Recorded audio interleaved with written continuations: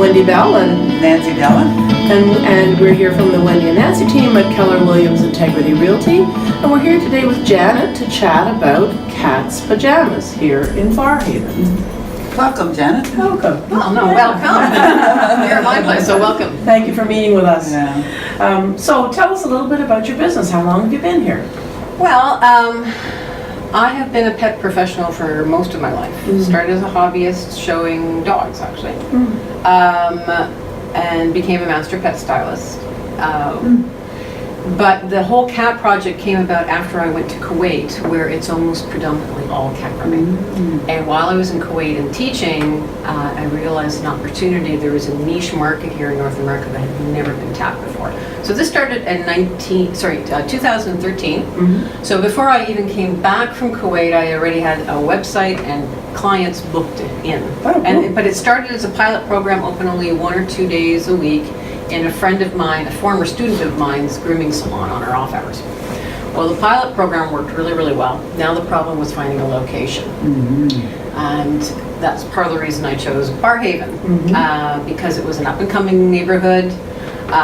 It was growing tremendously. Obviously, there'd be lots of cats around here. It was convenient for me coming from a fair distance out into the city, commuting-wise. So that's why I opened it. So officially the doors opened here full-time in October 2015. So it's been here just a little over 2.5 years. And it's been growing exponentially. So. Excellent. Good for you. Well, so what sort of services do you provide to the cats? So for cats, we offer basic bath and brush. We also do lion trims, and we do pajama trims, which is a nice alternative to shaving down cats, which is sometimes a necessity. You have to start them over because they've kind of gotten off track. But a pajama trim is a nice compromise for the people with longer-haired cats who are struggling with either hairballs or maintenance issues and stuff. So it basically turns your long-haired cat into a short-haired cat, and they'll end up looking very plushy and cute and lower maintenance and less shedding. And can someone just walk in, or do you have to make an appointment? For full service grooming, you do have to make an appointment. It's not like dog grooming at all. It's a one-on-one service. Every appointment takes 1 hour and 1 hour only, so it's an express service. Nobody's hanging around here longer than they need to. Cats can't do that. But we do offer walk-in times for nail trims, sanitary trims, the really small, easy stuff, but it's from 8:30 to 9 on Mondays, Fridays, and Saturdays. So you don't have to make an appointment then if it's something quick and simple, but if it's a full grooming, yes, you need to book. And you can book it online. You can go to Ottawa Cat Grooming, and you can book online 24/7. You don't even have to contact us or phone us. You can find the whole schedule and book yourself in at an appropriate time. Good. I liked when we were talking earlier that you were explaining why you were on the second floor.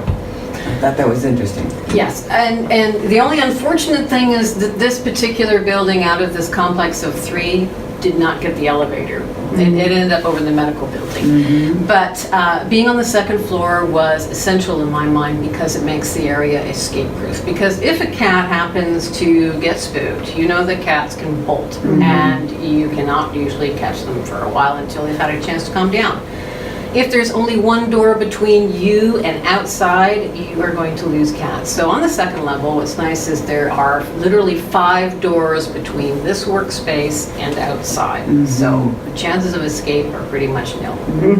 It's really good. How often would you recommend that a cat be groomed?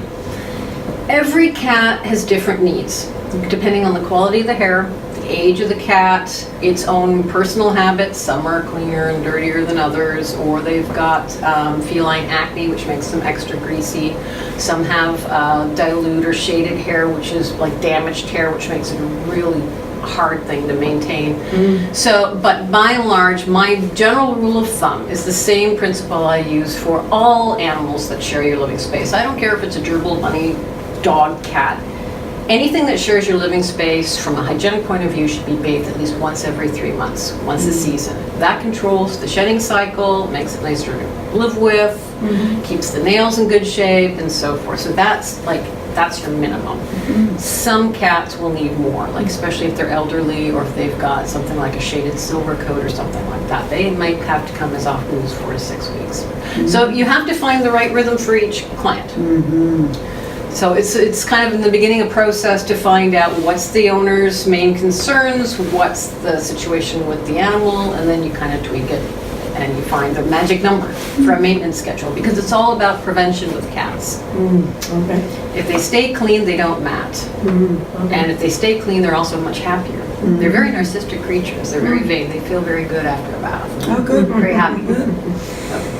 And what about the, can you give us a guideline on the charges?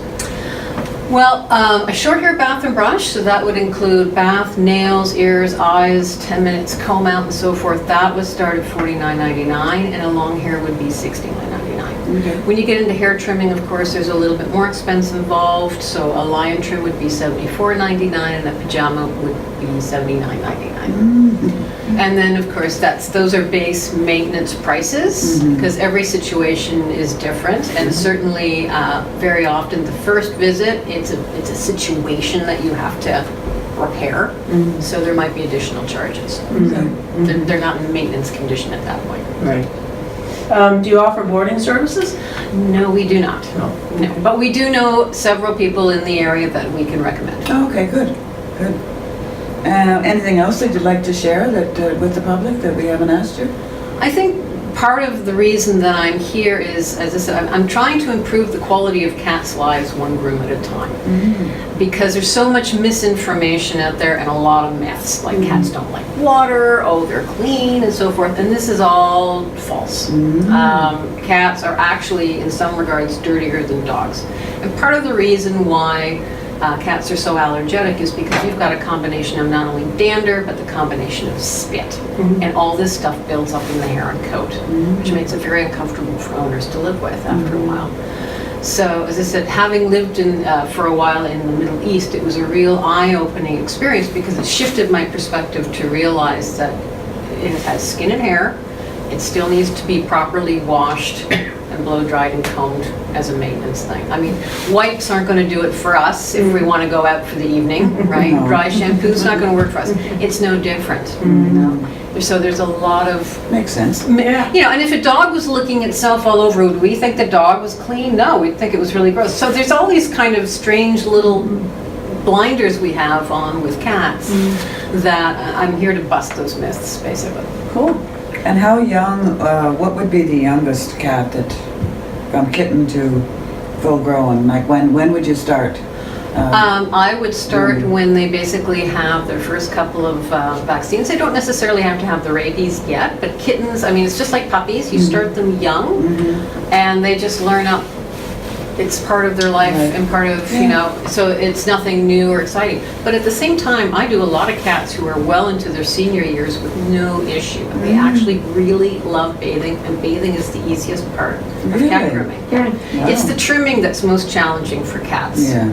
Because there's a lot of, it's very intense, it's very hands-on. You've got to stretch the cat, repetitive things, and there's a motor going. And so, but the bath and brush, they love it. Absolutely love it. Cool. So do you do a lot of business by referral and repeat referral? Tons. Yeah, I think Tons. so. As I said, we're growing, and so we're trying to keep up now. We have a lot of veterinarians who are our clients as well, and of course they refer us to their clients, and vice versa. And friends, family, so yeah. Word of mouth. Word of mouth, tons of sure. it. Right. Do you have a website that you'd Yes. like to tell us about? Yeah, absolutely. I have to say, I have a great website, probably one of the best cat-related websites out there.